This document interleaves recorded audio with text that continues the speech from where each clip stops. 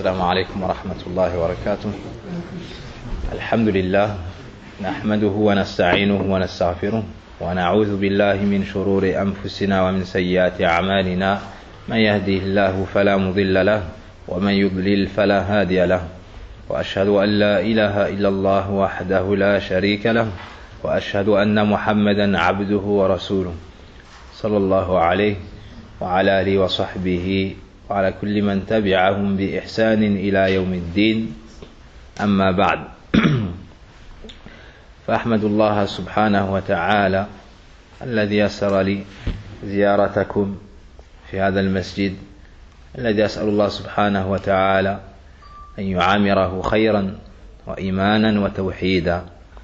Je remercie Allah subhanahu wa ta'ala, après l'avoir loué et prié sur son noble prophète et messager sallallahu alayhi wa sallam, celui qui m'a facilité cette visite, et je demande qu'elle soit écrite pour lui sincèrement. لأن زيارة الله سبحانه وتعالى من أفضل القربات. Car le fait de se visiter pour Allah tabaraka wa ta'ala fait partie des meilleures causes pour pouvoir se rapprocher d'Allah tabaraka wa ta'ala. ذكر النبي صلى الله عليه وسلم أن رجلا زار أخا له في الله في قرية أخرى، فزاده الله سبحانه وتعالى في طريقه ملكا من الملائكة، فقال له أين تريد؟ قال هذه القرية أزور أخا لي في الله. قال هل من نعمة تربها أو شيء منكم تصلحها؟ قال لا، إلا أني أحببته في الله. فقال إني مرسل إليك من الله، إني ملك أرسلني الله سبحانه وتعالى إليك أنه قد أحبك كما أحببته في الله. Le prophète sallallahu alayhi wa sallam, pour nous montrer l'importance de se visiter pour Allah subhanahu wa ta'ala, nous a cité un hadith. Il nous dit qu'un homme a visité son frère pour Allah. En chemin, Allah lui a mis un ange qui est venu le questionner et lui a dit: où est-ce que tu te rends? Il lui a dit: dans tel village pour visiter mon frère pour Allah, pour visiter un frère pour Allah. Il lui a dit: est-ce qu'il y a quelque chose entre vous, quelque chose que tu veux réparer, ou pour un besoin, pour quelque chose de ce bas monde? Il lui a dit non, si ce n'est que je l'ai aimé pour Allah. Qu'est-ce qui a fait qu'il s'est déplacé?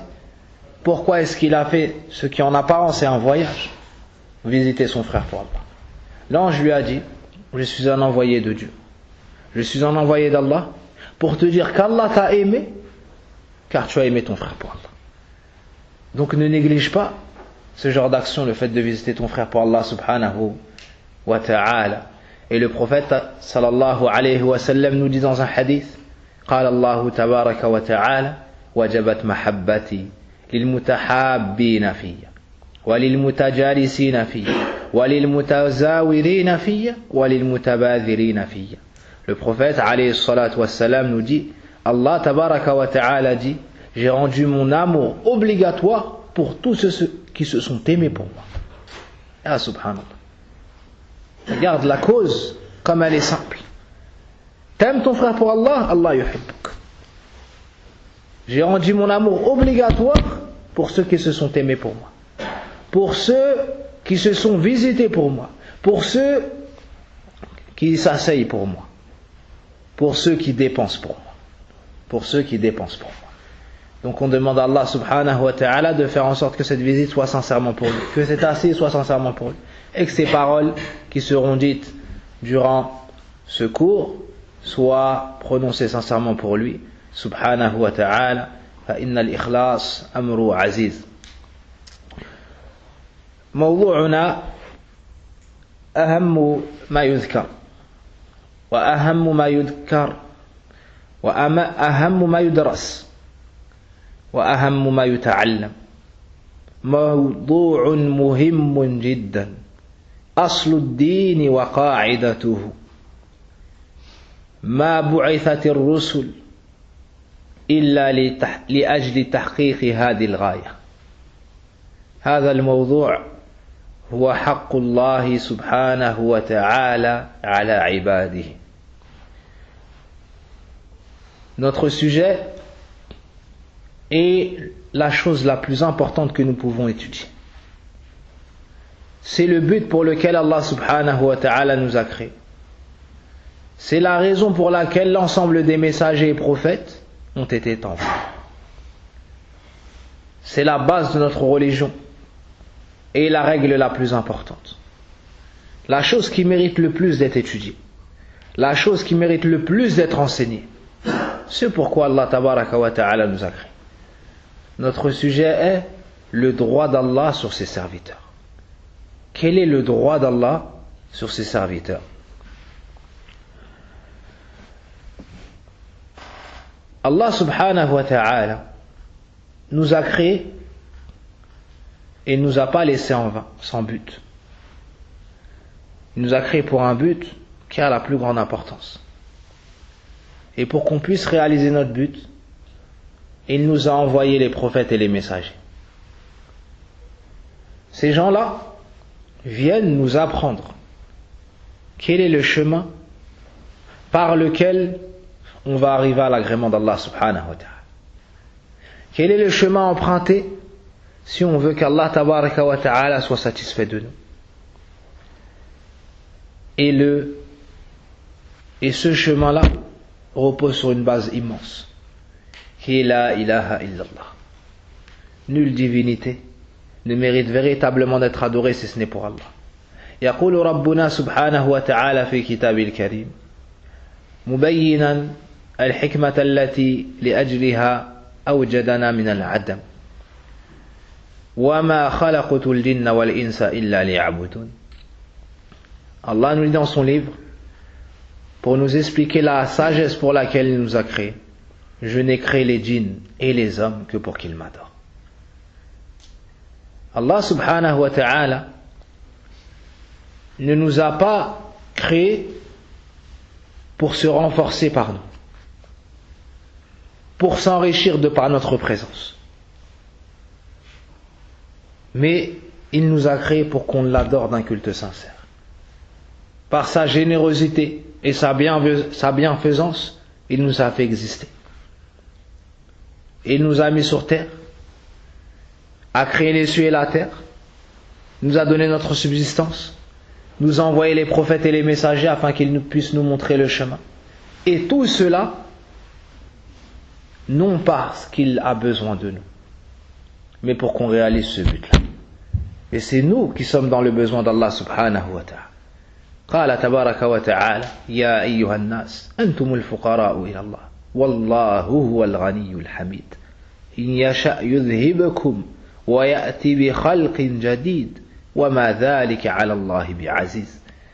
Allah nous dit dans son livre: ô vous les gens, vous êtes les indigents près d'Allah, vous êtes dans le besoin, vous êtes les besogneux, vous êtes dans le besoin d'Allah subhanahu wa ta'ala. Allah, lui, c'est le riche, celui qui se passe. C'est lui le riche, le digne de louange. Et dans l'autre verset, celui qui se passe largement des mondes. Donc toi, ô le fils d'Adam, tu es dans le besoin d'Allah subhanahu wa ta'ala. Tu es dans le besoin d'Allah pour qu'il te donne ta subsistance. Tu es dans le besoin d'Allah pour qu'il te guide. Tu es dans le besoin d'Allah pour qu'il te soigne lorsque tu es malade.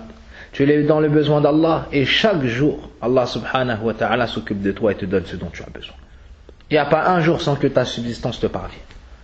وَهُوَ عَلَى كُلِّ شَيْءٍ قَدِيرٌ وَهُوَ أَكْرَمُ الْأَكْرَمِينَ. Et Allah est parfaitement capable, et c'est le riche, le plus généreux subhanahu wa ta'ala. Après avoir su pourquoi Allah subhanahu wa ta'ala t'a créé, il nous dit dans la suite du verset: مَا أُرِيدُ مِنْهُمْ مِنْ رِزْقٍ وَمَا أُرِيدُ أَنْ يُطْعِمُونِ إِنَّ اللَّهَ هُوَ الرَّزَّاقُ ذُو الْقُوَّةِ الْمَتِينِ. Je n'attends pas de vous ma subsistance, ni que je ne veux pas de vous ma subsistance, et je n'attends pas de qu'il me nourrisse. Allah, lui, c'est le pourvoyeur, à la force inébranlable. Donc, Allah ne nous a pas créés parce qu'il avait besoin de nous. C'est pour ça qu'à la suite du verset, on nous dit: je ne veux pas de ma subsistance, ni qu'il me nourrisse. Donc, tu dois savoir pourquoi est-ce que tu es dans ce bas monde. Tu dois savoir pourquoi est-ce que tu as été créé. ومع الأسف الشديد إذا تفقدت أحوال الناس كأنهم لم يخلقوا إلا لهذه الحياة الدنيا. Et malheureusement, lorsque tu médites sur l'état des gens et leur situation, on dirait qu'ils n'ont été créés que pour ce bas monde. On dirait qu'ils vont rester et s'éterniser dans ce bas monde-là. On dirait qu'ils n'ont pas foi au paradis ni à l'enfer. Alors que ce bas monde-là, le prophète sallallahu alayhi wa sallam nous dit, s'il avait eu comme valeur auprès d'Allah, ne serait-ce que l'aile d'un moustique, il n'aurait pas donné une gorgée d'eau à un mécréant. Ce bas monde-là ne vaut rien. Le prophète sallallahu alayhi wa sallam nous dit, la mawdi'u sawti ahadikum fil jannah khayrun min ad-dunya wa ma fiha. L'espace d'un petit bâton au paradis est mieux que ce bas monde et tout ce qu'il contient. Subhanallah. Malgré ça, tu vois les gens vivre comme s'ils avaient été créés pour ce bas monde. Et ils oublient le but pour lequel ils ont été créés, le fait d'adorer Allah subhanahu wa ta'ala, d'un culte sincère. التوحيد وعبادة الله وحده لا شريك له هو السبب الذي لأجله أرسلت الرسل وأنزلت الكتب وهذا يبين لنا أهمية هذا الحق الذي هو حق الله على العباد. Sachez que l'ensemble des prophètes qui ont été envoyés pour enseigner aux gens l'adoration d'Allah d'un culte sincère. L'ensemble des livres qui ont été révélés afin que nous puissions adorer Allah subhanahu wa ta'ala d'un culte sincère. Le premier ordre dans le Coran, c'est l'ordre d'adorer Allah d'un culte sincère. Ya ayyuhan nas u'budu rabbakum alladhi khalaqakum walladhina min qablikum la'allakum tattaqun. Dans Surat al-Baqarah, ô vous les gens, adorez votre Seigneur, celui qui vous a créé ainsi que ceux qui étaient avant vous. Le premier verbe dans le Coran, iyyaka na'budu, l'adoration. Le premier interdit dans le Coran, fala taj'alu lillahi andada wa antum ta'lamun, dans Surat al-Baqarah. Tout ça pour nous montrer l'importance de l'adoration d'Allah subhanahu wa ta'ala et la gravité d'adorer un autre que lui, tabaraka wa ta'ala. Et celui qui médite le Coran, cela lui sera apparent. Au point où Al-Allamat ibn al-Qayyim rahimallahu ta'ala nous dit Al-Qur'an kulluhu wa at-tawhid. Mawdu'uhu kulluhu fi at-tawhid. Ibn al-Qayyim rahimallahu ta'ala, le plus grand élève du grand savant Ibn Taymiyyah rahimallahu ta'ala, nous dit le sujet du Coran, du début à la fin, est sur l'adoration d'Allah d'un culte sincère. Sur l'unicité d'Allah. Soit on nous appelle à adorer Allah d'un culte sincère, soit c'est la description d'Allah à travers ses noms et ses attributs. Et ça c'est la connaissance d'Allah et l'unicité d'Allah dans ses noms et ses attributs. Soit on nous ordonne de l'adorer d'un culte sincère, et ça c'est Tawhid al-Uluhiyya, le fait d'adorer Allah subhanahu wa ta'ala sans rien lui associer. Soit on décrit les actions d'Allah envers ses créatures, et ça c'est l'unicité d'Allah dans sa seigneurie. Soit on nous parle des ordres et des interdits, et ça fait partie des droits du Tawhid. Donc tout le Coran nous parle de Tawhid. Qu'est-ce qu'il reste? Al-Jannat wa an-Nar. Le paradis, c'est la récompense de ceux qui auront mis en pratique le Tawhid. L'enfer et le châtiment de ceux qui se sont détournés de l'adoration d'Allah d'un culte sincère. Qu'est-ce qu'il reste? L'histoire des prophètes et ce qui s'est passé avec leur peuple. Allah nous montre comment ceux qui ont suivi le Tawhid et adoré Allah ont été secourus, et comment ceux qui se sont détournés de cette voie ont été anéantis et seront châtiés par le plus grand châtiment dans l'au-delà. Tout cela nous montre quoi? L'importance d'étudier cela.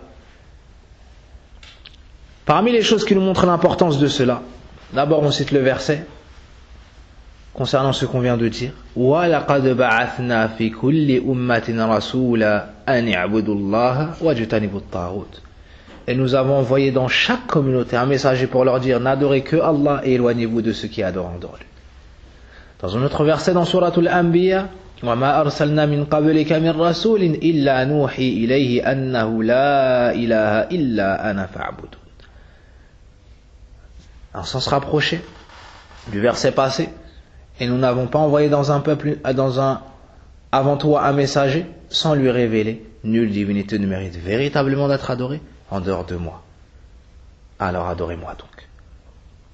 Voici le message principal avec lequel venait l'ensemble des messagers des prophètes. Sachez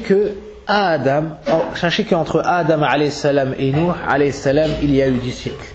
comme dans le hadith d'Ibn Abbas. Tout le monde était sur l'islam. Tout le monde adore Allah subhanahu wa ta'ala sincèrement.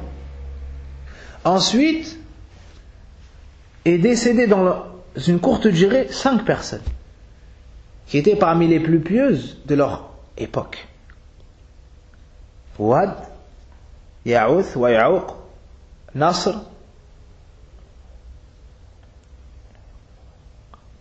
Suwa' sont le nom de 5 personnes pieuses du peuple auquel a été envoyé Nuh alayhi salam. Ils sont décédés tous dans la même période. Alors ça a été un grand malheur pour ces gens-là. Et ils ont été énormément tristes. Le shaitan leur est venu et leur a suggéré de représenter ces gens-là dans leurs assises. De représenter ces gens-là dans leurs assises. Afin de se rappeler leur dévotion et leur piété dans l'adoration d'Allah subhanahu wa ta'ala. Pour les prendre comme exemple. En apparence, c'est une bonne idée. Mais Shaitan, lorsqu'il veut faire tomber le fils d'Adam dans le haram, il voit à long terme. Ils lui ont obéi. Mais ces gens-là ne les ont pas adorés. Donc ils les ont représentés dans leurs assises, mais ils ne les ont pas adorés. Par la suite, ils sont décédés. Et ceux qui avaient la science sont partis. La nouvelle génération est alors arrivée et Shaitan leur est revenu et leur a dit: vos parents leur demandaient la pluie. Il les invoquait en dehors d'Allah. Et à ce moment-là, Allah subhanahu wa ta'ala fut désobéi par le pire péché. Al-Ishraku billah. C'est la première fois qu'on adora un autre qu'Allah subhanahu wa ta'ala. Alors, Allah envoya le premier messager aux gens de la terre, Nuh alayhi salam. Nuh alayhi salam. Et il y a une sourate complète qui porte son nom et qui nous montre comment est-ce que Nuh a fait da'wah. Et Allah nous dit dans le Coran qu'il a appelé son peuple 950 ans à la ilaha illallah, à l'adoration d'Allah, au droit d'Allah sur ses serviteurs, qui est le fait de l'adorer seul, d'un culte sincère. Après avoir su cela, i'lam ya akhal islam anna mimma yubayyin lana ahamiyata hadha al-haqq أن الله سبحانه وتعالى لا يقبل منك عبادة حتى تكون مبنية على أمرين. لا يقبل الله سبحانه وتعالى عبادة منك يا عبد الله، وقد علمت أنك ما خلقت إلا لأجل ذلك، إلا بشرطين اثنين. الشرط الأول الإخلاص، وهو حق الله سبحانه وتعالى. الشرط الثاني متابعة الرسول صلى الله عليه وسلم. قال النبي صلى الله عليه وسلم: إنما الأعمال بالنيات وإنما لكل امرئ ما نوى. وقال: من أحدث في أمرنا هذا ما ليس منه فهو رد. Le prophète sallallahu alayhi wa sallam nous enseigne qu'Allah n'accepte pas notre adoration si ce n'est avec 2 conditions. La première, la sincérité. Que tu fasses ton action sincèrement pour Allah azza wa jalla.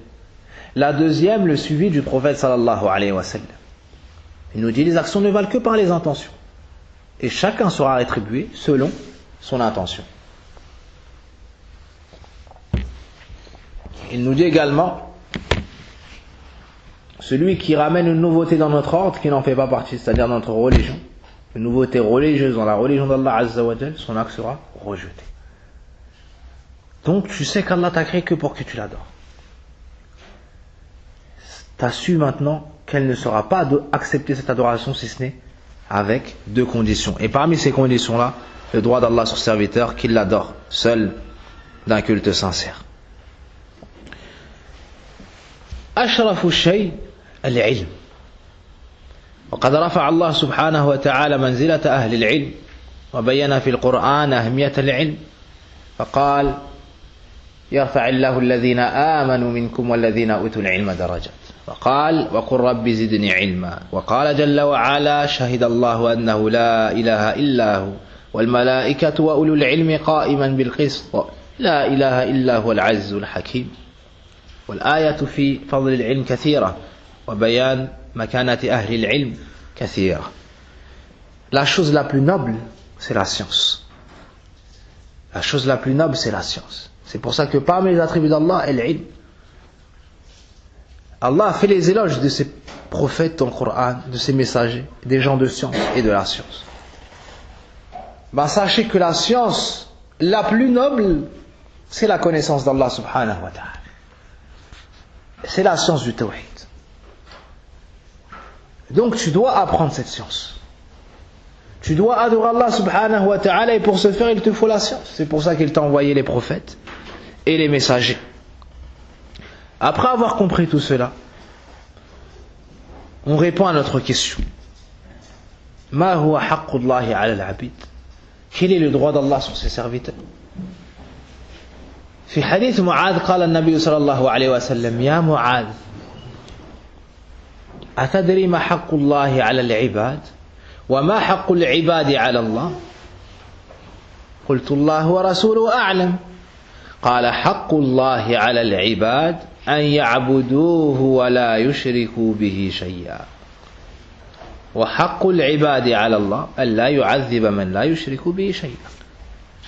Le prophète sallallahu alayhi wa sallam était en groupe avec Mu'adh. Il était sur une monture et Mu'adh était derrière lui. Et lui demanda: ô Mu'adh, sais-tu quel est le droit d'Allah sur ses serviteurs et quel est le droit des serviteurs sur Allah? Je répondis: Allah et son messager sont plus savants. Il me dit: le droit d'Allah sur ses serviteurs et qu'il l'adore sans rien lui associer. Le droit d'Allah sur ses serviteurs et qu'il l'adore sans rien lui associer. Et le droit des serviteurs sur Allah et qu'il ne châtiera pas une personne ne lui ayant rien associé. Dans ce hadith, il y a la réponse à notre question. Qui a la plus grande importance? Qui a la plus grande importance? Donc le droit d'Allah sur ses serviteurs, c'est que tu l'adores. Quelle est l'adoration? Al-ibada wa at-tadallul. Al-ibada هي اسم جامع لكل ما يحبه الله ويرضاه من الأعمال والأقوال ومن الأقوال والأعمال الظاهرة والباطنة. كذا عرفها العلامة ابن تيمية رحمه الله تعالى في أول كتابه العبودية. L'adoration, quelle est sa définition? L'adoration dans la langue arabe, c'est l'humiliation et l'avilissement. Et religieusement, c'est un nom général qui englobe tout ce que Allah aime et agrée, comme paroles et actes, qu'ils soient apparents ou cachés. Voici l'adoration. L'adoration, c'est le droit d'Allah subhanahu wa ta'ala sur sa serviteur. Parmi les exemples d'adoration, l'amour, la crainte et l'espérance sont des actions du cœur. La prière, la prosternation, le pèlerinage sont des adorations avec les membres. La zakat, c'est une adoration pécuniaire. Qira'atul Qur'an, al-tahlil, al-tahmid, adoration qui est faite avec la langue, la lecture du Qur'an, et de dire Subhanallah, Alhamdulillah, Allahu Akbar. Tu dis 100 fois Subhanallah wa bihamdih, par exemple, Allah t'efface tous tes péchés. Même si cela avait été équivalent à l'écume de la mer. L'écume de la mer, c'est tout ce qu'il y a sur la mer, comme mousse, comme déchets, et ainsi de suite. Voici un exemple d'adoration à faire. Par exemple, ça rentre dans les adhkar. Tu dis 100 fois par jour Subhanallah wa bihamdi, ça prend 2 minutes. Subhanallah wa bihamdi. Est-ce qu'il y a une difficulté à faire cela? Non. C'est une grande adoration. Allah t'efface tes péchés. Parmi les adorations, al-dhabh, le fait d'égorger une bête. Je dis Bismillah, t'égorges la bête. C'est une adoration. Toutes ces adorations-là doivent être vouées exclusivement pour Allah. Car voici le droit d'Allah sur son serviteur. Elle est ibad. وهذا مدلول كلمة التوحيد ومفهوم كلمة التوحيد. لا إله إلا الله. هذه الكلمة العظيمة لأجلها خلق الله سبحانه وتعالى السماوات ولأجلها خلق الأرض ولأجلها أرسل الرسل وأنزل الكتب ولأجلها خلق الجنة والنار. هذه هي الكلمة العظيمة أفضل كلمة. يقول النبي صلى الله عليه وسلم أفضل الذكر لا إله إلا الله ويقول خير ما قلت أنا والنبيين من قبلي لا إله إلا الله وحده لا شريك له له الملك وله الحمد وهو على كل شيء قدير. Cette parole la ilaha illallah, c'est la raison pour laquelle Allah a créé les cieux et la terre. C'est la raison pour laquelle il a envoyé l'ensemble des messagers et qu'il a révélé l'ensemble des livres. C'est la raison pour laquelle on a créé le paradis et l'enfer. Cette parole-là, elle a un sens qui est immense. Celui qui prononce cette parole, en ayant la croyance contenue dans cette parole, et qui agit selon ce qui découle de cette parole, sa place est au paradis. Et l'enfer lui sera interdit. C'est la meilleure parole. Le prophète sallallahu alayhi wa sallam nous dit, le meilleur dhikr, la meilleure invocation, c'est la ilaha illallah. Il nous dit, la meilleure parole que j'ai prononcée, moi, et les prophètes avant moi, est cette parole. Donc elle a la plus grande importance, mais quel est son sens? Est-ce que c'est une parole qui a la plus grande importance? Est-ce que c'est une parole dépourvue de sens? Vide de sens? Non. Elle a un sens immense, qu'il nous incombe de connaître. La yajuz li muslim an yajhala ma'na hadhihi al-kalima لأنه ما خلق إلا لها أو إلا لأجلها إلا لتحقيقها إلا للعمل بمدلولها. Comment est-ce que tu vas ignorer la parole pour laquelle tu as été créé? Donc quel est le sens de la ilaha illallah? La ma'bouda bihaqqin illallah. Nulle divinité ne mérite véritablement d'être adorée si ce n'est Allah. Voici le sens qu'on doit connaître, qu'on doit apprendre par cœur, qu'on doit enseigner à nos familles, à nos enfants. Personne ne doit ignorer ça. Tu dois demander à ton fils quel est le sens de la ilaha illallah.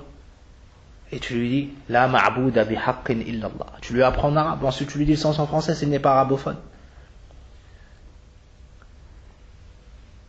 La ilaha illallah a deux piliers. La ilaha, c'est le premier pilier, c'est la négation. Illallah, c'est le deuxième pilier, c'est l'affirmation. La négation de quoi? Du droit à l'adoration pour tout autre que Allah. L'affirmation de quoi? Qu'Allah est le seul à mériter entièrement toute l'adoration. ذلك بأن الله هو الحق وأن ما يدعون من دونه الباطل. الباطل كل ما عبد من دون الله فهو عبادة باطلة. لا أحد يستحق العبادة سواه سبحانه وتعالى. Personne ne mérite l'adoration en dehors d'Allah Azza wa Jalla. Ni un ange rapproché, ni un prophète envoyé. Tout ce qu'il y a sur la terre et dans les cieux fait partie des créatures d'Allah subhanahu wa ta'ala. Et le seul qui mérite l'adoration, c'est le créateur, pas la créature. Allah subhanahu wa ta'ala a envoyé les messagers et les prophètes afin de faire sortir les gens de l'adoration des serviteurs vers l'adoration du créateur subhanahu wa ta'ala. والتوحيد ينقسم إلى ثلاثة أقسام. L'unité d'Allah se divise en trois. توحيد الربوبية وهو إفراد الله في أفعاله كالخلق والرزق والتدبير والإحياء والإماتة. La première partie du tawhid, c'est l'unicité d'Allah dans la seigneurie, c'est-à-dire unifier Allah dans ses actes envers ses créatures, comme la création, le fait de créer, le fait de donner la vie, la mort, le fait de donner la subsistance, la propriété, la royauté. Toutes ces choses-là sont propres à Allah. C'est ce qu'on appelle l'unicité d'Allah dans la seigneurie. Et cette chose-là a été reconnue par l'ensemble des gens, même Kuffar Quraysh ont reconnu cela. Est-ce que c'est suffisant pour être musulman? Non. Ça ne suffit pas de dire Allah est le seul créateur, Allah est le seul propriétaire, Allah est le seul gérant. Ça ne suffit pas. وَلَئِنْ سَأَلْتَهُمْ مَنْ خَلَقَ السَّمَاوَاتِ وَالْأَرْضِ لَيَقُولُونَ الله. كفار قريش اعتقدوا ذلك وعلموا ذلك. لم يكن المرء أو لم يكن المرء مسلما حتى يأتي بهذا النوع من أنواع التوحيد ويأتي بالنوع الثاني الذي هو توحيد الألوهية، إفراد الله بالعبادة من الصلاة والزكاة والصيام والحج والذبح والنذر والخوف والرجاء والمحبة وما إلى ذلك. Le fait de reconnaître qu'Allah est le seul créateur ne suffit pas pour faire de toi un musulman, car même Kufar Quraysh ont reconnu cela. Allah nous dit dans le Coran, et si tu leur demandes qui est-ce qui a créé les cieux et la terre, ils répondront c'est Allah. Hein? Ils répondront c'est Allah. Ils savaient cela. Mais ils ont donné des associés à Allah dans le culte. Ils ont adoré Allah, mais ils ont adoré aussi Al-Lat, Wal-Uzza, wa Manah, wa Hubal, et ainsi de suite. Alors, ils n'ont pas eu de part dans l'islam. Al-Muslim, huwa alladhi ya'budu Allah wahdahu la sharika lahu la yushriku bihi shay'an.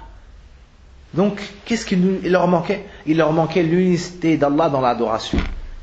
Tu ne seras pas musulman tant que tu n'adoreras pas Allah d'un culte sincère, tant que tu ne l'auras pas unifié d'un culte sincère.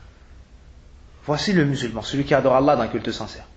Il n'adore pas Allah et aussi, il va voir les devins. Il n'adore pas Allah et lorsqu'il rentre au bled, il égorge pour un mort ou pour les tombeaux. Non. Qul inna salati wa nusuki wa mahyaya wa mamati liman lillahi rabbil alamin. Lillahi rabbil alamin. Allah nous dit dans le Coran, dis, c'est-à-dire dis au messager d'Allah, ma prière, mes sacrifices, ma vie et ma mort appartiennent à Allah, le Seigneur des mondes. À Allah. Il n'y a pas une part pour un tel, une part pour un tel, une part pour Allah. Là. Allah la yaqbal. قال النبي صلى الله عليه وسلم كما في حديث أبي هريرة رضي الله عنه أنا أغنى الشركاء عن الشرك من عمل عملا أشرك معي في غيري تركته وشركه. Allah nous dit, ou le prophète sallam nous dit, Allah dit, je suis celui qui se passe le plus d'associés. Celui qui fait une action, celui qui fait un acte d'adoration et qui me donne un associé dedans, je le délaisse lui et son association. Ou bien lui et son associé. Allah subhanahu wa ta'ala n'accepte que des gens pieux. Et la base de la piété, c'est la sincérité. مكث النبي صلى الله عليه وسلم مكة 13 سنة. Le prophète sallallahu alayhi wa sallam est resté à la Mecque 13 ans. يدعو قومه إلى عبادة الله وترك عبادة ما كان يعبد آباءه. يقول لهم يا قوم قولوا لا إله إلا الله تفلحوا. ماذا أجاب؟ أجعل الآلهة إلها واحدا إن هذا لشيء عجاب. كذا قال ربنا في سورة صاد. Allah subhanahu wa ta'ala nous enseigne dans le Coran que lorsque le prophète sallallahu alayhi wa sallam est venu appeler son peuple à l'islam, est venu appeler son peuple à la ilaha illallah, au tawhid, il leur a dit, dites la ilaha illallah, une parole avec laquelle vous obtiendrez la réussite. Comment est-ce qu'ils ont répondu? Comme Allah c'était en Coran. Est-ce qu'il a rendu l'ensemble de nos divinités, et il y avait 365 divinités autour de la Kaaba, wal'iyadhu billah, qu'ils adorent en dehors d'Allah, est-ce qu'il va rendre toutes nos divinités une seule divinité qu'on va adorer? Voici une chose étonnante. Et ils l'ont insulté, et ils l'ont combattu. Les gens s'étonnent qu'au jour d'aujourd'hui, ils insultent le prophète. C'est pas une nouveauté. Al-kuffar yubghiduna al-muslimin. Hada laysa bi'ajab. Yubghiduna al-nabiy sallallahu alayhi wa sallam wa ad-din. C'est pas une chose étonnante que tu trouves un mécréant qui respecte pas le prophète sallam. Il ne se respecte pas lui-même. Il n'adore pas Allah Azza wa Jal. Il ne pose pas son front par terre. Il va respecter qui après ça? Ils n'ont pas respecté Allah subhanahu wa ta'ala. Ils ne se sont pas respectés eux-mêmes. Comment est-ce que tu vas t'étonner qu'ils manquent de respect au jour d'aujourd'hui? Mais ce sont les gens qui sont loin de leur religion, qui ignorent cela. Celui qui lit le Coran a connaissance de cette haine qui habite le cœur des munafiqines, des hypocrites. C'est pas une chose étonnante, mais ce sont les musulmans qui sont loin de leur religion, qui ignorent cela. إنهم كانوا إذا قيل لهم لا إله إلا الله يستكبرون ويقولون إنا لتارك آلهتنا لشاعر مجنون. Dans un autre verset, Allah nous dit, lorsqu'on leur disait la ilaha illallah, ils se gonflaient d'orgueil, ils n'acceptaient pas. Et ils disaient, est-ce que nous allons délaisser l'ensemble de nos divinités pour un poète fou? De qui il parlait? De la meilleure créature, du meilleur prophète et messager, le prophète Mohammed sallallahu alayhi wa sallam. Donc toute personne qui manque de respect au prophète sallam, son salaf c'est qui? C'est Kufar Quraysh. Toute personne qui manque de respect au prophète sallam, ses ancêtres c'est Kufar Quraysh. Et toute personne qui suit la sunna du prophète sallallahu alayhi wa sallam, ses ancêtres, c'est Abu Bakr, Omar, Othman et Ali.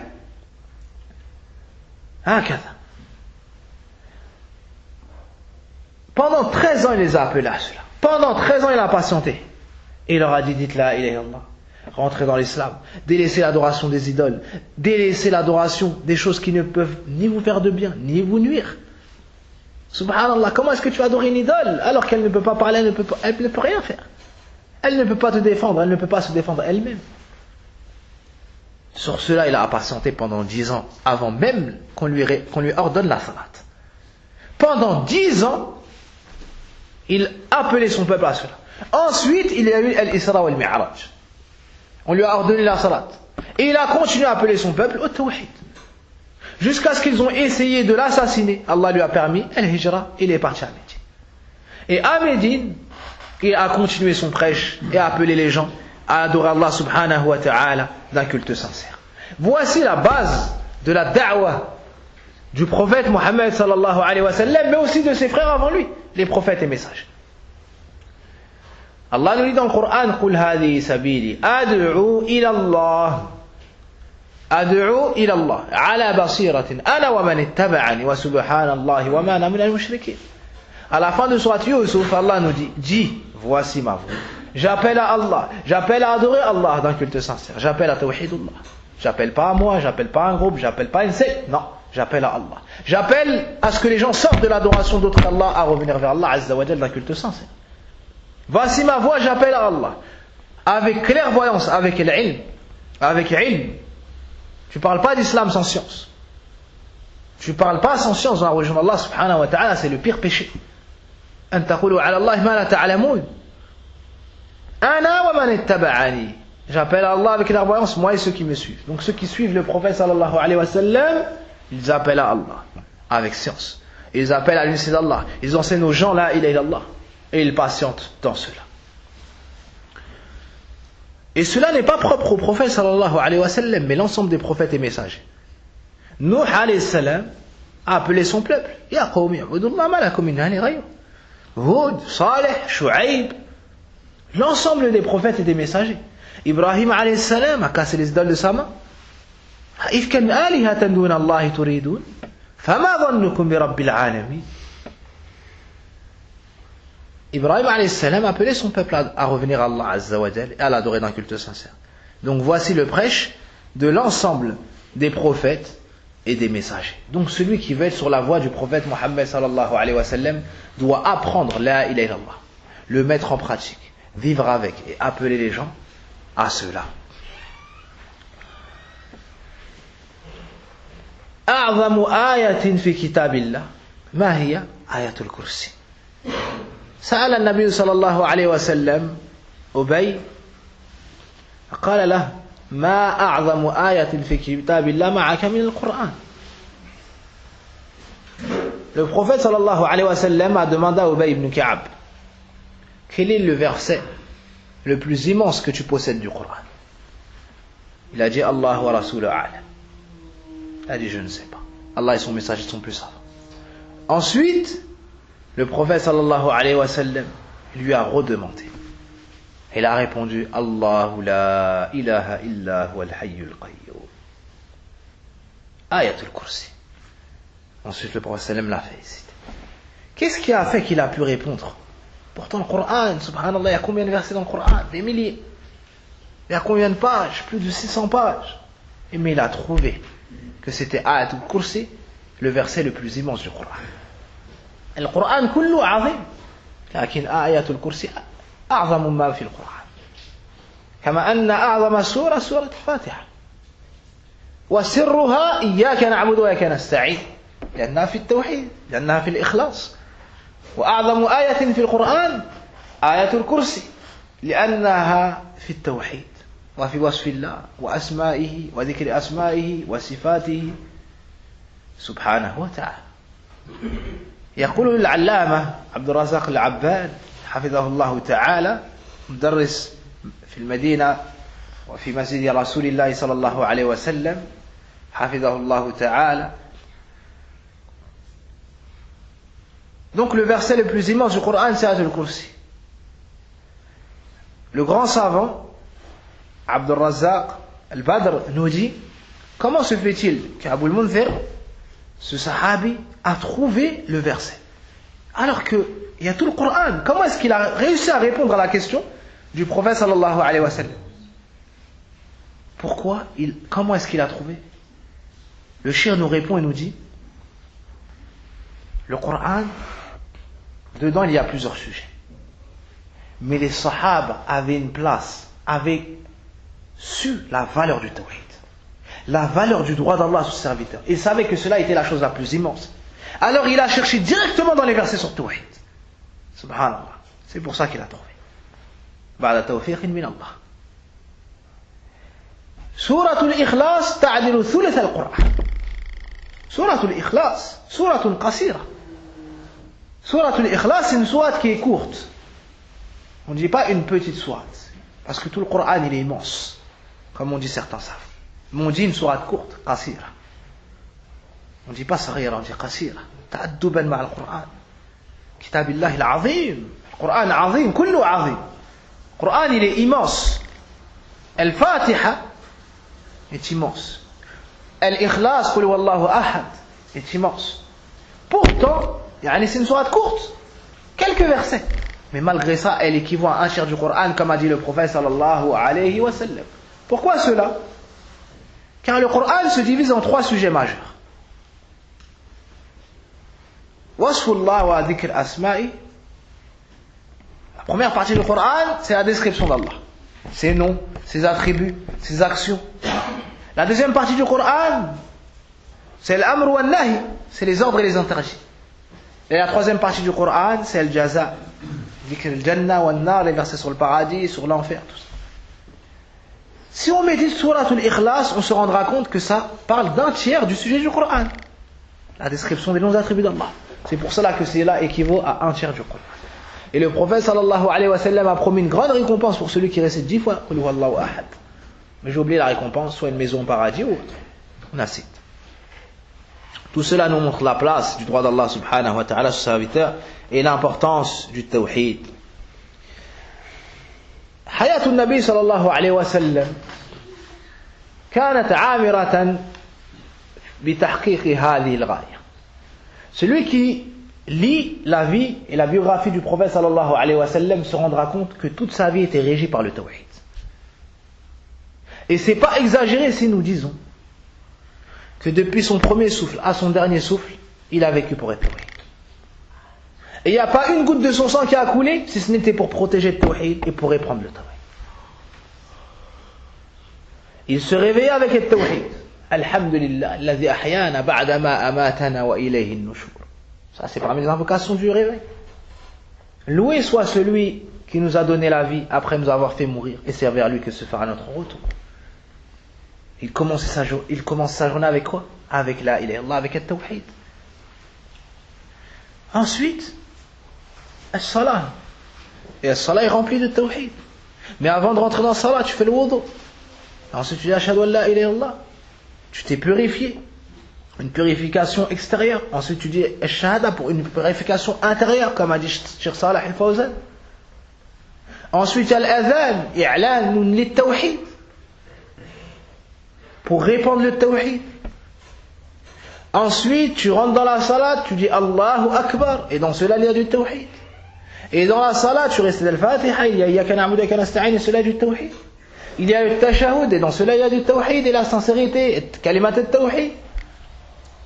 La prière est remplie de l'unicité d'Allah et de la sincérité. Toute sa journée, le prophète sallam, dans toute sa journée, il y avait du tawhid. Lorsqu'il mangeait, il disait quoi avant de manger? Bismillah. Et dans cela, il y a du tawhid. Même avant d'approcher son épouse, il faisait dua afin de préserver la descendance qu'on lui donnerait du shaitan. Avant de boire, après avoir mangé et bu, il louait Allah. Et dans cela, il y a le fait de reconnaître que le bienfait nous vient d'Allah. Et cela est tawhid également. Lorsqu'il allait dormir, il faisait des invocations remplies de tawhid. Et ainsi de suite. Donc toute la vie du prophète sallallahu alayhi wa sallam était régie par le tawhid. Et le prophète sallallahu alayhi wa sallam ne trouvait pas le repos si ce n'était dans le tawhid. Arihna biha ya Bilal. Le prophète sallallahu alayhi wa sallam a dit ألا كما في حديث جابر ألا تريحني من ذي الخلاصة. ذي الخلاصة صنم كان يعبد ويسمى بالكعبة اليمنية. Le prophète sallallahu alayhi wa sallam a dit aux compagnons, ne vas-tu pas me soulager de Zul Khalasa? Zul Khalasa, c'était une idole qui était adorée en dehors d'Allah subhanahu wa ta'ala. Alors un groupe est parti pour détruire Zul Khalasa.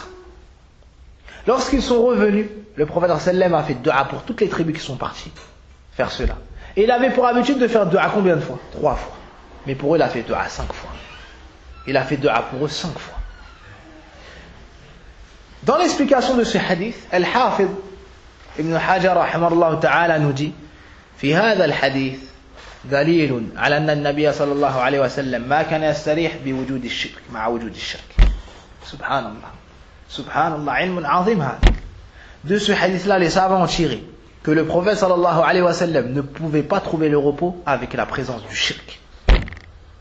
Il ne trouvait pas la quiétude, ni la tranquillité, ni le repos, tant qu'il savait que quelqu'un était adoré en dehors d'Allah Azza wa Jalla. هذا هو حق الله على العباد. Voici quelqu'un qui a compris et qui a donné de l'importance au droit d'Allah subhanahu wa ta'ala sur ses serviteurs. Et l'ensemble de la législation a été légiférée pour que cela soit réalisé. La ilaha illallah. Le droit d'Allah sur ses serviteurs. Regardez, vu qu'on arrive au mois du Hajj, celui qui médite sur le Hajj verra que, subhanallah, du début à la fin, ça a été mis pour parfaire l'unicité d'Allah subhanahu wa ta'ala. التلبية الإحرام لبيك اللهم لبيك لبيك لا شريك لك لبيك إن الحمد والنعمة لك والملك لا شريك لك. Cette parole-là, c'est une mère de tawhid. Je réponds à ton appel, oh Allah, je réponds à ton appel.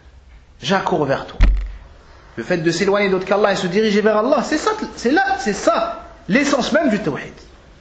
الحنيفية الإعراض عن كل من سوى الله وإقبال عليه وحده لا شريك له ملة أبيكم إبراهيم الحنيفية السمحة. Tout le Hajj est régi par التوحيد et a pour but de parfaire التوحيد. Pourquoi est-ce qu'Allah a légiféré al-Hijra, l'hégire de Mecca à Médine? Parce que le prophète sallam n'arrivait plus à transmettre sa religion car il voulait l'assassiner. Et il ne le laissait pas faire da'wah. Il voulait éradiquer at-tawhid. Alors Allah subhanahu wa ta'ala lui a permis de partir de Mecca à Médine. Pourquoi? Pour faire s'élever le drapeau du tawhid. Pour qu'Allah soit le seul adoré sur la terre, subhanahu wa ta'ala, car c'est le seul créateur des habitants de la terre et de celle-ci. Et les compagnons ont été affectés énormément par ce prêche du prophète sallallahu alayhi wa sallam et par l'importance qu'il a donnée au droit d'Allah subhanahu wa ta'ala, le fait de l'adorer d'un culte sincère. Tu veux adorer Allah azza wa jalla d'un culte sincère, apprends ta religion. Apprends ta religion. Connais Allah. Qui c'est Allah? Si quelqu'un vient dans la rue et te demande, parle-moi d'Allah, qui est Allah? Est-ce que tu seras capable de leur expliquer qu'Allah subhanahu wa ta'ala c'est ton créateur? Allah subhanahu wa ta'ala c'est celui en dehors duquel personne ne mérite l'adoration. Allah c'est celui qui t'a créé à partir de rien, celui qui t'a donné la vue et lui, celui qui t'a donné ta famille, celui qui t'a donné tes enfants, celui qui lorsque tu es malade il te guérit, le seul à mériter entièrement toute l'adoration, celui qui a créé les cieux et la terre, celui qui régit tout ce qui se passe dans les cieux et la terre, celui qui administre tout. Celui qui, lorsqu'il veut une chose, il lui dit soit et elle est. Celui en dehors duquel tu ne dois craindre personne. Celui que tu dois aimer au-dessus de tout. Celui qui mérite entièrement que tu te diriges vers lui. Allah doit avoir ça dans ton cœur. Tu dois l'immensifier. Allah doit savoir de toi que tu lui donnes la plus grande place. Qu'il n'y a rien qui compte en dehors de lui, que c'est ton seul but dans ta vie. De te rapprocher de lui. D'avoir son agrément. Mais comment est-ce que tu vas atteindre ton but? En suivant le chemin du prophète Mohammed sallallahu alayhi wa sallam. C'est pour ça que notre base, القرآن والسنة. وكيف نفهم ذلك؟ بفهم الصحابة الكرام رضوان الله تعالى عليهم. Nos bases, nous les gens de la Sunna, sont trois. Le Coran, Kalamullah subhanahu wa ta'ala, Khayrul Kutub al-Munazzala. Deuxièmement, Sunnatu Nabina sallallahu alayhi wa sallam. Troisièmement, la compréhension de ces deux textes se fera comme l'ont compris qui? Les meilleurs des gens, as-Sahaba radiyallahu anhu. قال الله سبحانه وتعالى ومن يشاقق الرسول من بعد ما تبين له الهدى ويتبع غير سبيل المؤمنين أي الصحابة نوليه ما تولى ونصليه جهنم وساءت مصيرا. Allah nous dit dans son livre, celui qui fait scission avec le messager d'Allah et qui suit, après que les preuves lui soient parvenues, et qui suit un autre chemin que le chemin des croyants, c'est-à-dire des compagnons, on le laissera s'en remettre à ce qu'il a choisi. Et sa demeure sera l'enfer. Les compagnons ont compris ce message. Les compagnons ont appliqué ces leçons.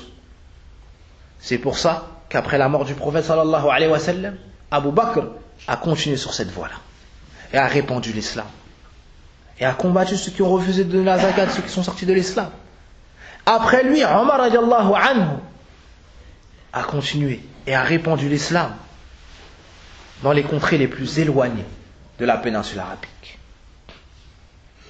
Et Omar nous a démontré que c'est par l'islam que la personne atteint la noblesse.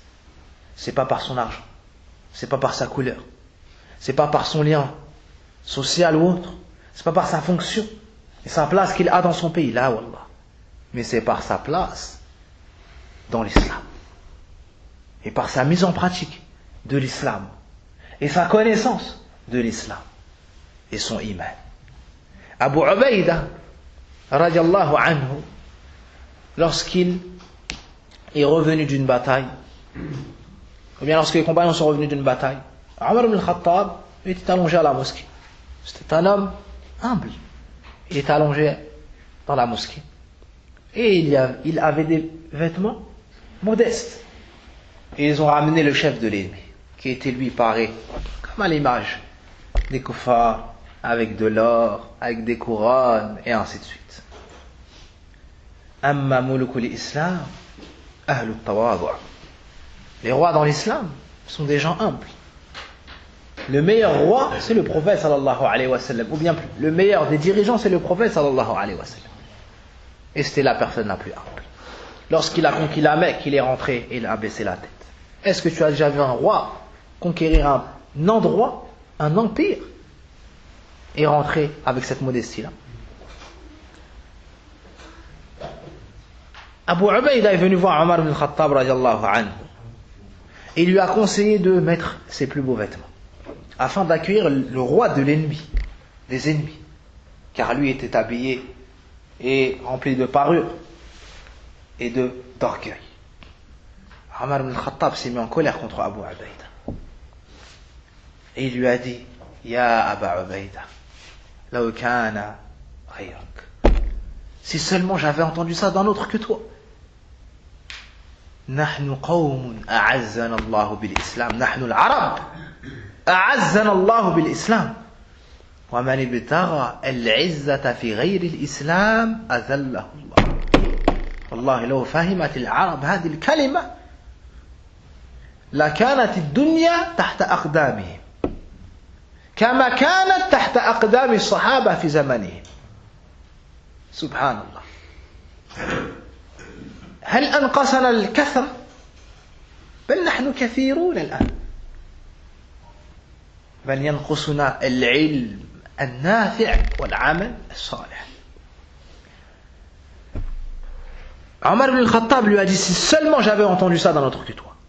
Sache que nous, les Arabes, nous sommes un peuple qu'Allah a renforcé et a anobli avec l'islam. Avec la ilaha illallah, avec le tawhid, avec la sincérité. Celui qui recherche la puissance et la noblesse en dehors de l'islam, Allah l'humiliera. Allah l'humiliera. Est-ce que les gens aujourd'hui ont compris cette parole-là? Est-ce que les gens aujourd'hui ont mis en pratique l'islam et la ilaha illallah? Est-ce que dans le khutbah t'entends que cette parole est enseignée? Dans les muhadarat que cette parole est transmise? Ou est-ce que les gens sont occupés par la politique? Et par tel sujet, tel sujet, tel sujet.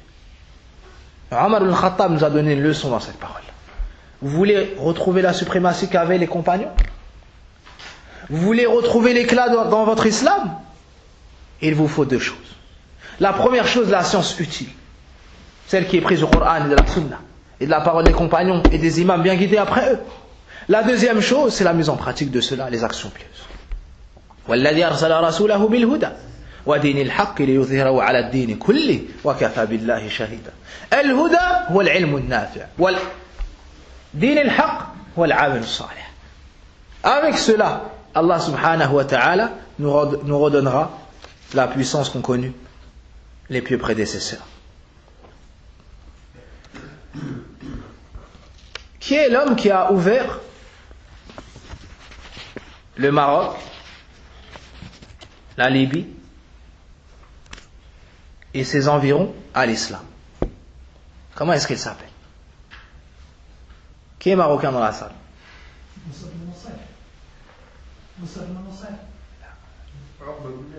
Non. Qui a répondu? Uqba ibn Nafi'. Uqba ibn Nafi'. Vous retenez? Uqba ibn Nafi'. C'est celui qui a ouvert l'islam, qui a ramené l'islam au Maroc et dans les environs. Avant le Maghreb, c'était pas le Maroc. Nous on dit le Maghreb, on dit le Maroc. Mais avant quand on disait el Maghreb, c'était plus que ça. Ensuite, ça s'est divisé pays par pays. Uqba ibn Nafi', il est parti de chez lui. Et il a conquis jusqu'à arriver au Maroc. Tout ça pourquoi? Pour la ilaha illallah. Tout ça pour qu'Allah soit le seul adoré sur la terre, subhanahu wa ta'ala. Tout ça pour restaurer le droit d'Allah, subhanahu wa ta'ala, qu'il soit adoré seul, sans associé. Lorsque le Maroc est devenu terre d'islam, est-ce que vous pensez qu'il a fait demi-tour? Là. Il est rentré dans l'océan. Il est arrivé, c'est fini, il n'y a plus rien après le Maroc. Hein? Il est venu devant l'eau et il est resté comme cela, sur son cheval. Ensuite, il est rentré dans l'eau avec son cheval. Il est rentré dans l'eau avec son cheval. Son armée l'ont regardé comme ça. Et ils n'ont pas compris ce qu'il faisait. Il a avancé. Ensuite, le cheval s'est arrêté. Car l'eau est arrivée à cet endroit. Ensuite, il a dit une parole. Wallahi, une parole qui Allahu a'lam nahsabu kadhalik wallahu hasibuhu, qui montre comment le droit d'Allah avait de l'importance dans son cœur. Et comment il ne voyait que par la ilaha illallah. Il a dit Allahumma shahad bi anni qad ballaghtu al-afaq ولولا هذا البحر لما ضيت في البلاد أقاتل في سبيلك حتى لا يعبد سواك لا إله إلا الله. وفي رواية لو علمت أن وراء هذا البحر من يعبد غيرك لقطعت هذا البحر أجاهد في سبيلك حتى لا يعبد سواك. كلام والله ما أفصح وما أعظم. Une parole des plus éloquentes. Qu'est-ce qu'il a dit? Voilà, cette parole, il faut l'entendre en arabe. Limite, je suis triste de la dire en français, tellement ça diminue de sa beauté. Et j'en profite pour me faire un rappel à moi-même et à mes frères. Il nous faut apprendre la langue arabe. Il nous faut apprendre la langue arabe. Et la plupart des gens dans la mosquée sont des arabes. Allez, ça cadre. Votre langue, c'est la langue la plus noble. C'est la meilleure langue. La langue qu'Allah a choisie pour révéler le Coran.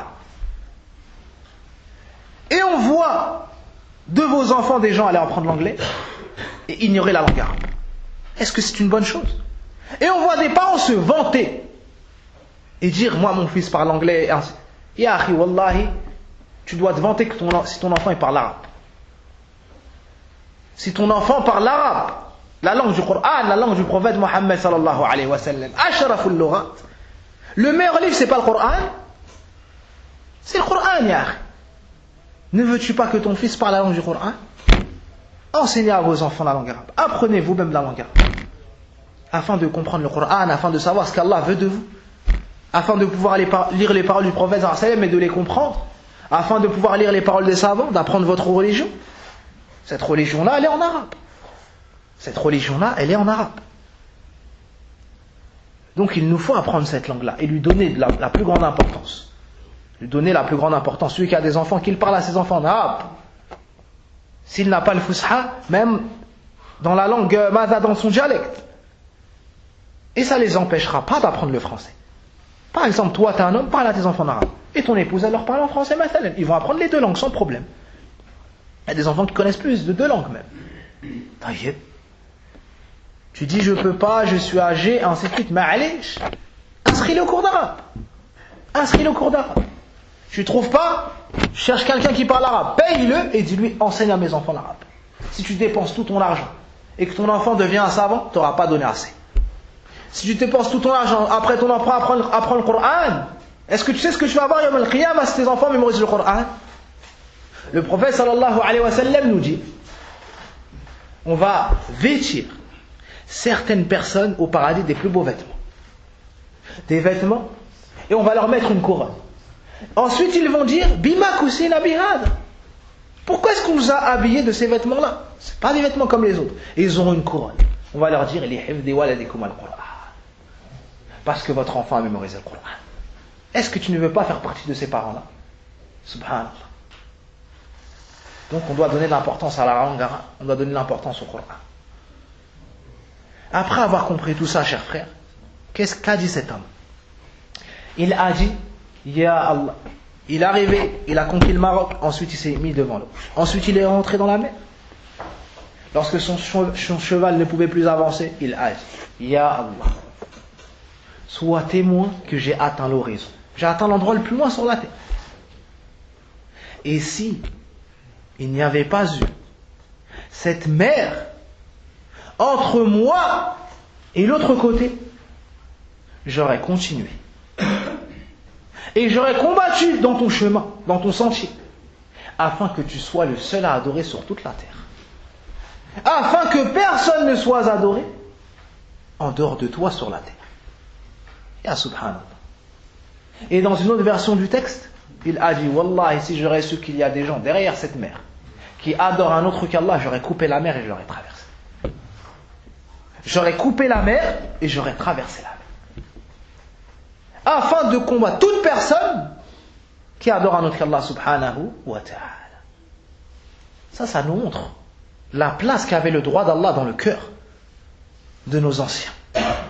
Et tu vois aujourd'hui des gens connaître par cœur telle équipe de foot, leur nom, combien ils ont été achetés, et ceci et cela. Et lorsque tu lui demandes, dis-moi 10 noms parmi les compagnons du prophète sallallahu alayhi wa sallam, ils ne sont pas capables. Haoula humus salaf wallah. Ni'ma salaf haoula. Eux, ce sont des vrais anciens. C'est eux que tu dois connaître. C'est eux que tu dois apprendre à tes enfants. Abu Bakr as-Siddiq. Qui était-il? Quel est son prénom? Quel est le nom de son père? Qu'est-ce qu'il a fait dans sa vie? Quelle était sa biographie? Omar, Othman, Ali, Aïcha, Fatima, Abu Huraira, Muawiyah, et ainsi de suite. C'est ces gens-là dont on doit étudier la biographie et apprendre et transmettre à nos enfants. Pourquoi est-ce que tu prends des livres et tu lis à tes enfants l'histoire de un tel, j'ose même pas dire le nom, dans la mosquée? Tel animal, et ainsi de suite, parmi les contes pour les enfants. Yahri, prends les histoires des prophètes et apprends-leur ça. Prends l'histoire des compagnons et apprends-leur ça. Et tu vas voir que ton enfant va grandir de la meilleure façon. Asluha thabit wa far'uha fis sama. Il aura des bases saines et va grandir de la meilleure façon. Combien de temps il reste? Pour conclure, on va citer certains bienfaits parmi les bienfaits du tawhid. Celui qui donne le droit à Allah subhanahu wa ta'ala et qui l'adore d'un culte sincère sans rien lui adorer, sans rien lui associer, qu'est-ce qu'il a à gagner? Il sera à l'abri du châtiment d'Allah subhanahu wa ta'ala. Et est-ce qu'on se lève pour adorer Allah? Et est-ce qu'on délaisse les péchés si ce n'est parce qu'on a peur de son châtiment? Si tu adores Allah sans rien lui associer, écoute ce que le prophète sallallahu alayhi wa sallam dit. Allah dit: Ya ibn Adam, لو أتيتني بقراب الأرض خطايا ثم لقيتني لا تشرك به شيئا لأتيتك بقرابها مغفرة. Ô fils d'Adam, si tu me rencontres sans m'avoir donné d'associé, avec l'étendue de la terre remplie de péchés, je te rencontrerai et je viendrai à toi avec la même étendue en pardon. Ya subhanallah. Est-ce que vous avez entendu ce hadith, mes frères? Tu rencontres Allah subhanahu wa ta'ala avec la terre remplie de péchés. La terre tout entière remplie de péchés. Mais tu n'as jamais fait de shirk, tu n'as jamais adoré un autre qu'Allah, tu n'as jamais donné une adoration à un autre qu'Allah subhanahu wa ta'ala. Ben tu vas trouver Allah avec un pardon aussi grand que cela. Est-ce que ça vaut pas le coup d'étudier le tawhid, d'apprendre le tawhid? Oui ou non? Répondez-moi. Naam wallah. Tu apprends cette science, tu la mets en pratique, tu rencontres Allah subhanahu wa ta'ala avec un pardon comme cela. Allah te promet la sécurité et la guidée si tu lui donnes son droit. Alladhina amanu wa lam yalbisu imanahum bidhulm ulaika lahumul amn wa hum muhtadun. Ceux qui ont cru et n'ont point troublé leur foi par quelque injustice, c'est-à-dire par du shirk, ceux-là auront la sécurité dans ce bas monde et dans l'au-delà et dans leur tombe. Et voici ceux qui sont bien guidés. Ceux qui ont donné le droit d'Allah, Allah les défend. Inna Allah yudafi an alladhina amanu. Allah leur donnera la gérance sur la terre. Allah leur accordera l'intercession du prophète Mohammed sallallahu alayhi wa sallam. أسعد الناس بشفاعتي من قال لا إله إلا الله خالصا من قلبي. Celui qui sera le plus en droit d'avoir l'intercession du prophète sallallahu alayhi wa sallam est celui qui aura dit la ilaha illallah sincèrement de son cœur. Sincèrement de son cœur. Et pour finir, mes chers frères, sachez que celui qui vit dans ce bas monde sans donner le droit à Allah subhanahu wa ta'ala, qui est le fait de l'adorer seul d'un culte sincère, celui qui vit sans la ilaha illallah Muhammadur Rasulullah, fala hayata lahu, la ya'ish hayatan haqiqiyya, bal huwa mayyit, wa tarahu yal'ab yatakallam, tarahu ya'kul wa yashrab, ولكن في الحقيقة هو ميت. أفمن كان ميتا فأحييناه. من الميت؟ المشرك. من الحي؟ صاحب التوحيد. Allah nous dans le Coran, est-ce que celui qui était mort, que nous avons fait revivre, celui qui était mort c'est le mushrik, celui que nous avons fait revivre avec le Coran, avec l'islam, celui qui vit en dehors de l'islam, il est mort. Il n'a pas de vie réelle. Même si tu le vois boire, manger, se reproduire. Pourquoi? Parce qu'il a la même vie que les animaux. S'il a une vie, il a une vie animale. C'est la même vie que les animaux. Ils mangent, ils boivent et ils se reproduisent. Par contre, la vraie vie, elle est que pour les gens du iman. Elle est que pour les gens de la ilaha illallah.